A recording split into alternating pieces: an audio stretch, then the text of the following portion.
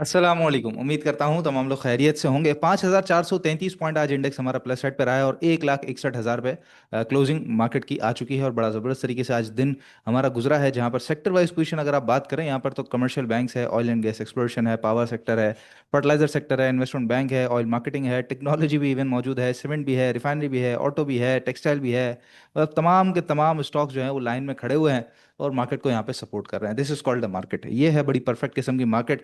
और इसी मार्केट के बारे में हम आपको बता रहे थे कि भाई ये अब जो लेवल्स आ गए हैं उस पर निकलने का टाइम तो नहीं है। निकलने का वक्त जो था वो तो था मार्केट के अंदर, पहले उस वक्त नहीं निकल सके, ठीक है, हो गई मिस्टेक हमसे, कोई प्रॉब्लम वाली बात नहीं है। लेकिन अब मिस्टेक के ऊपर मिस्टेक करना, वो तो मतलब समझ लीजिएगा वो फिर बेवकूफ़ी कहलाती है कि आप एक मिस्टेक करने के बाद दोबारा मिस्टेक कर देंगे। वो जो बिल्कुल डेड लेवल है, नीचे का लेवल है, उसके ऊपर जाके माल बेच दे। तो इसीलिए आपको बार बार बता रहे थे कि यहाँ पे इस लेवल के ऊपर अब माल नहीं बेचना है, होल्ड करना है। तो खैर आज का दिन आपको सही तरीके से समझ आया होगा। जहाँ पे परसों की अगर मैं बात करूँ तो परसों तो बेसिकली इंडेक्स ऊपर आया था सही मायनों के अंदर अपने लेवल को मजबूत करने के लिए। कल थोड़ी सी नीचे की तरफ, एक कहते हैं ना कि हायर लो बनता है, छोटी मोटी एक हल्की फुल्की सी रिट्रेसमेंट होती है, करेक्शन होती है। बिल्कुल आखिरी आखिरी जो लोग होते हैं ना, वो जरा घबराटिए लोग जो होते हैं या लेवरेज वाले, तो वो जरा साफ होने वाले होते हैं। और उसके बाद मार्केट आज वापस रिदम में आ गई। और रिदम में किस तरह आई है आप देखें, ये सर्किट ब्रेकर की लाइन है। अपर कैप के ऊपर आज जो स्टॉक्स हैं वो 17 हैं जो कि अपर कैप बंद हुए थे, लेकिन इसके अलावा पीआरएल भी आज कैप लगा हुआ था, ओजीडीसी बिल्कुल कैप के करीब ट्रेड करा रहा था, पीपीएल ट्रेड के कैप के करीब करा रहा था। तो बड़ी स्पीड से जो है स्टॉक्स अपने कैप की तरफ भागे। और आखिर में हम देख रहे हैं यहाँ पे एसएसजीसी, जिसके बारे में कल ही मैं बात कर रहा था कि सिर्फ एक दिन रुक जाइए, पोजीशन मजबूत होने दे, फिर काम कर लेंगे। तो अलहमदुल्ला जी, पोजीशन अब मजबूत हो गई, अब काम करें आराम से 32 रुपये तक के लिए। लेकिन फौरन से 32 नहीं हो जाएगा, कल के कल एक लेवल बाय लेवल चलता रहेगा। इसी तरीके से अटक रिफाइनरी बड़ा शानदार किस्म का वापस आया है। पिछले 2 ढाई हफ्ते से कंटिन्यूसली जो लोग मेरी वीडियोस देख रहे हैं, अटक रिफाइनरी को मैं कंटिन्यूसली आपको रेकमेंड कर रहा हूँ कि 720 712 बड़ा इंपॉर्टेंट लेवल है, उसको उसने तोड़ा नहीं। हाँ, एक दिन की एग्जैजरेशन थी, लेकिन अगले दिन फिर वापस आ गया। तो उस लेवल को नहीं तोड़ा और आज आपके सामने है जी, कैप लगा हुआ था। तो बड़ी जबरदस्त परफॉर्मेंस है। और इंडेक्स के अंदर एक चीज मैं बड़ी इंपॉर्टेंट दिखाना चाहूंगा। वैसे तो हमने इंडेक्स को खास डिस्कस करना नहीं है, चैनल के अंदर चल रहा है टॉप करीबन 164 के करीब करीब, 164 200 400 के करीब करीब बनता है। जो इंपॉर्टेंट चीज देखने वाली है वो है ये आज के वॉल्यूम्स, कितने जबरदस्त किस्म के वॉल्यूम्स, ग्रीन वॉल्यूम्स और बड़े तगड़े किस्म के वॉल्यूम्स आज हमें मार्केट के अंदर समझ आए हैं, नजर आए हैं।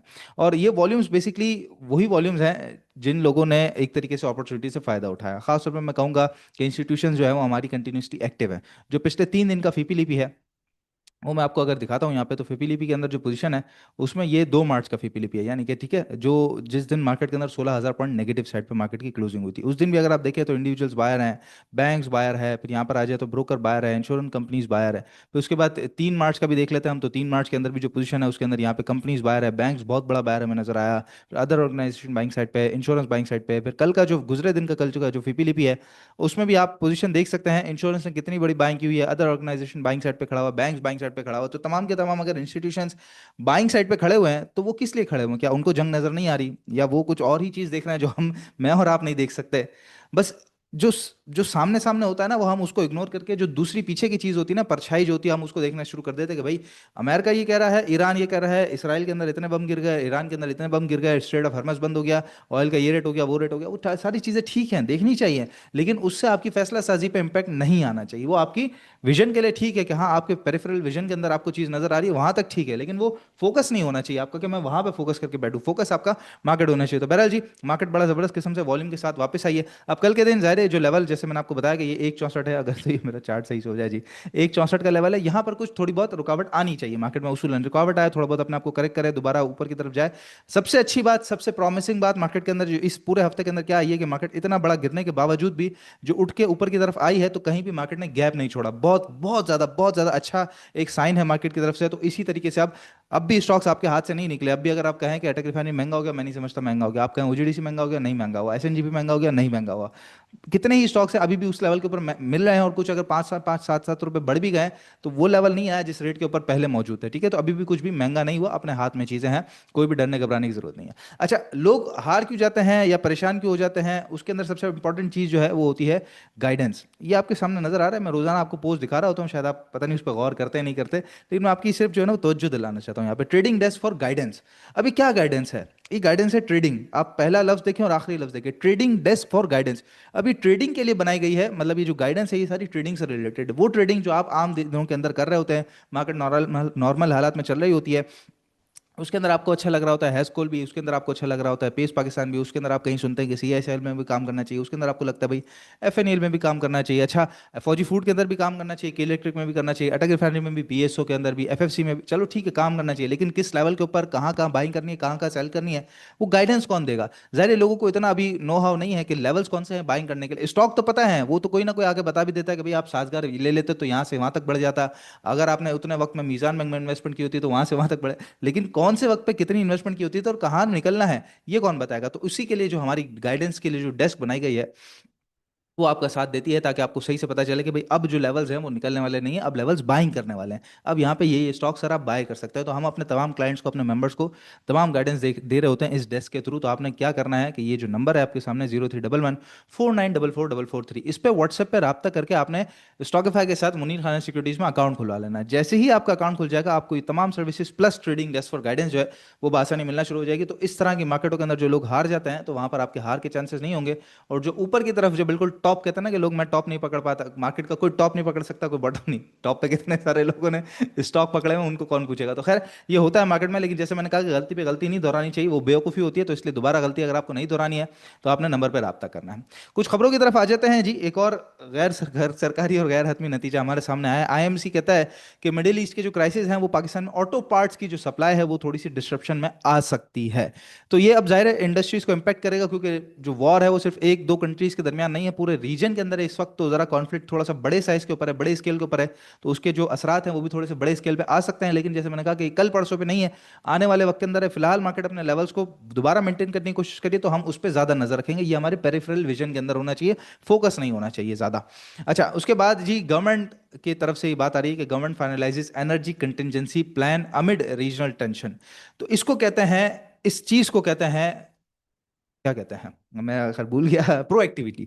ये इसको कहते हैं प्रोएक्टिव होना। मतलब कि पिछली दफा जब भी हमने देखा है कि गवर्नमेंट क्या करती थी, इससे पहले भी हमने कमोडिटी साइकिल में फंस चुके हैं, उसके अंदर क्या होता था कि गवर्नमेंट जब एक काम हो जाता था उसके बाद उस पर रिएक्ट करती थी। लेकिन ये क्या है कि एक काम हो रहा है उसके ऊपर पहले से रिएक्शन देना है कि अच्छा अगर ये हुआ तो ये कर सकते हैं, वो हुआ तो वो कर सकते हैं। तो गवर्नमेंट सऊदीया से भी बात कर रही है, सऊदीया भी जो है वो एग्री हो चुका है कि भाई रेड सी के थ्रू हम आपको ऑयल सप्लाई जारी रखेंगे। एक जरा सा मसला कतर में एलएनजी का है, वो देखते हैं कि किस तरह फाइनलाइज होता है। लेकिन यहाँ पर गवर्नमेंट क्या कहती है कि आज जो है वो ये मीटिंग होनी है जिसके अंदर तमाम स्टेक होल्डर्स को भी बुलाया गया, और ये कह रहे हैं कि भाई अगर तो कुछ मसला आया, इवन दो हमारे पास स्टॉक मौजूद है, लेकिन अगर मसला आया तो हम बेहतर तरीके से उसको निमट लेंगे।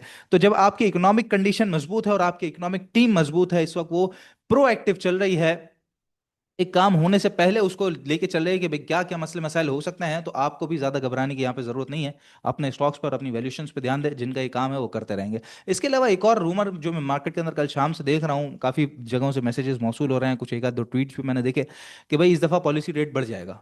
क्यों बढ़ जाएगा? मतलब बस बढ़ जाएगा, ऐसे ही बढ़ जाएगा। तो खैर इसके ऊपर बड़ा जबरदस्त किस्म का ये बीआर रिसर्च आई है आज, बहुत शानदार है, ये आपको हमारे व्हाट्सएप चैनल पे इंशाल्लाह मिल जाएगी। MPC meeting under fog of war.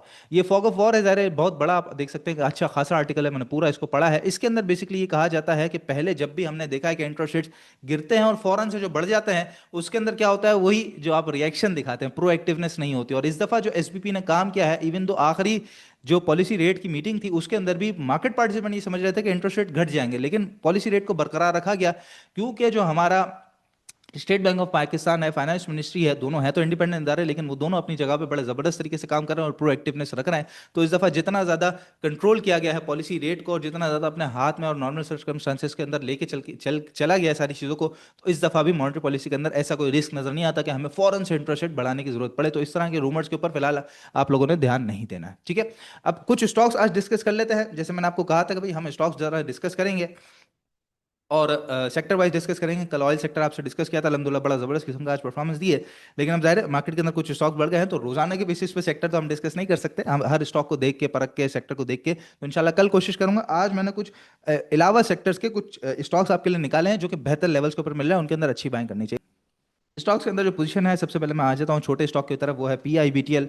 Story के अंदर है रेकॉर्डिंग की सबसे बड़ी चीज़ जो उसके साथ जुड़ी हुई है, और स्टॉक ने करेक्ट करते करते कहाँ से कहाँ पहुंच गया जी, 23 रुपये से लेके सीधा 14 रुपये तक ये स्टॉक पहुंच गया था। 13 रुपये 50 पैसे का बड़ा जबरदस्त किस्म का ये इसने आप देख सकते हैं सपोर्ट एरिया जो लगाया है, और ये इसका पिछला सपोर्ट भी था। यहाँ पर आप देख सकते हैं ये सपोर्ट, यहाँ पर सपोर्ट, फिर ये सपोर्ट, तो सपोर्ट भी ली, साथ ये पर्पल लाइन आपको नजर आ रही है 200 मूविंग एवरेज की, जिसके बारे में मैं आपको ऑलरेडी बता भी चुका हूँ कि किस तरह लगाना और क्या सिग्निफिकेंस है इसकी। तो वहीं से जो है वो आज वापस पलटा है, और इसके अंदर भी आप देख सकते हैं पोजीशन जो है वो गैप फिलिंग तक जो सीधा नजर आती है वो 16 रुपये 50 पैसे तक, 17 रुपये तक करीबन नजर आती है, और उसके बाद जरा ये फिर सेफ जोन में दाखिल होकर खेलना शुरू कर देगा। उसके बाद वही 18 50, 20 50, 21 रुपये 23 रुपये, तो फिर आसानी से ऊपर जाना शुरू कर देगा। बड़ा जबरदस्त किस्म का और बहुत अच्छा खासा इसके अंदर प्रॉफिट मार्जिन मौजूद है। लाजमी बाय करना है। वो स्टॉक है जो कि रिजल्ट्स के हवाले से भी काफ़ी अच्छा है, और उसके अलावा एक बहुत बड़ा जो इसके साथ जो मटेरियल इन्फॉर्मेशन जो जुड़ी हुई है, जो फंडामेंटल जुड़ा हुआ है रेकॉर्ड का, वो ज़्यादा इसको सपोर्ट करेगा। तो बड़ा ज़बरदस्त किस्म के रेट के ऊपर मिल रहा है, इसको लाजमी बाय करना चाहिए। दूसरा स्टॉक है जी निशात मिल। ये भी स्टोरी के अंदर मौजूद है, लेकिन जाहिर है जब मार्केट टूटनी होती है तो वो ना किसी स्टोरी को देखती है ना किसी टेक्निकल को देखती है। तो फिलहाल तो ये है कि एक बड़ा जबरदस्त किस्म का इसका एक सपोर्ट एरिया बनता था, उसको फिलहाल इसने जो है वो कुछ ज़्यादा ऑनर नहीं किया। जंग के हालात और बाकी सारी चीज़ें मार्केट के साथ नीचे गिरता रहा। फिलहाल ये है कि 200 मूविंग एवरेज पे दोबारा आन खड़ा हुआ है, और वहाँ से आज जरा इसने वापस रिवर्सल भी लिया है। करंट रेट पे बाइंग करेंगे। एक्सपेक्टेड जो फिलहाल ऊपर की तरफ जो एक पोजीशन मुझे नजर आती है वो 175 रुपये तक नजर आती है, और उसके बाद फिर ये सेफ जोन में दाखिल आ जाएगा, दाखिल हो जाएगा, और उसके बाद फिर ये 185 87 और फिर 190 200 रुपये तक आपको बासानी ऊपर खेलने का मौका देगा। तो इसके अंदर भी बड़ा जबरदस्त किस्म का करीबन 10% का अराउंड जो है वो इसके अंदर भी एक जबरदस्त आपको मिल सकती है पोजीशन 20 से 25% की।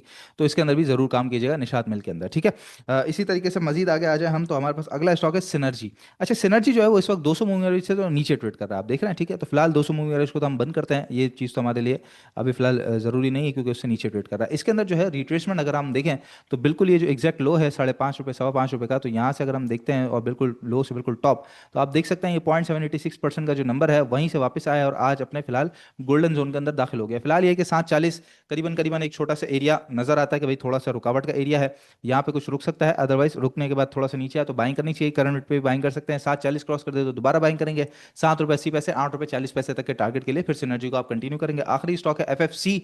एफएफसी के अंदर जो पोजीशन है, इसके अंदर भी वही पोजीशन है कि जो बिल्कुल इसका बॉटम था, यहाँ पे अभी जो रिसेंट जो जंग के दिनों में लगा था, वो बॉटम से लेके बिल्कुल अगर हम टॉप इसको लेके चलते हैं, वैसे तो एक सपोर्ट लाइन आपके सामने नजर आ रही है लगी हुई, तो टॉप पे लेके चलते हैं तो एग्जैक्ट आप देख सकते हैं 0.5 का जो नंबर है, गोल्डन गोल्डन जोन के अंदर गया भी नहीं, बहुत ज़्यादा डीप करेक्शन इसने ली भी नहीं, शैलो करेक्शन लेके ज़रा वापस आया है। 540 का एक इनिशियल रेजिस्टेंस एरिया जहाँ खड़ा हुआ है, उसके बाद सीधा 595 है। 595 तो पूरा इसका जबरदस्त किस्म का जो है वो रेजिस्टेंस जोन है, उसको क्रॉस करेगा तो नया हाइस की तरफ बढ़ जाएगा। तो फिलहाल ये है कि 595 600 रुपये तक आप इसको कंटिन्यू करके चलेंगे। एफएफसी को तो बड़ा अच्छा इसके अंदर भी काम में आपको मिल सकता है।